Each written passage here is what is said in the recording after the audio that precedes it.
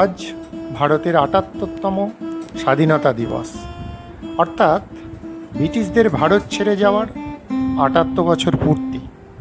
ব্রিটিশের শৃঙ্খল থেকে মুক্তি পাওয়ার গরিমাই এই দিনটার মূল তাৎপর্য।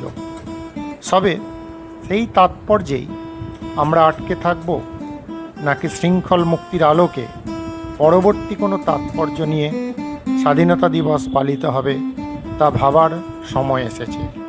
এক সময় শুধুমাত্র ব্রিটিশ শাসন থেকে মুক্তি পাওয়াই ছিল ভারতীয়দের সংগ্রামের মূল লক্ষ্য। আজ কিন্তু অন্য অনেক কিছু থেকে মুক্তি পাওয়ার প্রয়োজন অনুভূত হয়। অসহিষ্ণুতা, সাম্প্রদায়িকতা, ধর্মের নামে হিংসা, নারী নির্যাতন, ধর্ষণ, এই রকম একের পর এক সামাজিক বিষ আজ আমাদের গিলে খেতে চাইছে। স্বাধীনতা দিবস এবার পালিত হোক সেই সব সামাজিক বিষ থেকে মুক্তি পাওয়ার শপথে।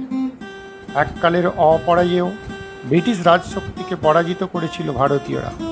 করেছিল বলেই প্রত্যেক বছর 15ই আগস্ট স্বাধীনতা দিবস পালনের সুযোগ আমরা পাই। তবে সে পালন শুধু স্মৃতি নির্ভর, শপথ নির্ভর নয়। স্বাধীনতা সংগ্রামীদের প্রতি প্রকৃত সম্মান জানিয়ে প্রত্যেক বছর 15ই আগস্ট যদি আমরা শপথ নিতে পারি আজকের সামাজিক বিষগুলোর বিরুদ্ধে সংগ্রাম এগিয়ে নিয়ে যাওয়ার, তাহলেই দিনটাকে যথাযথ মর্যাদা দেওয়া হয়।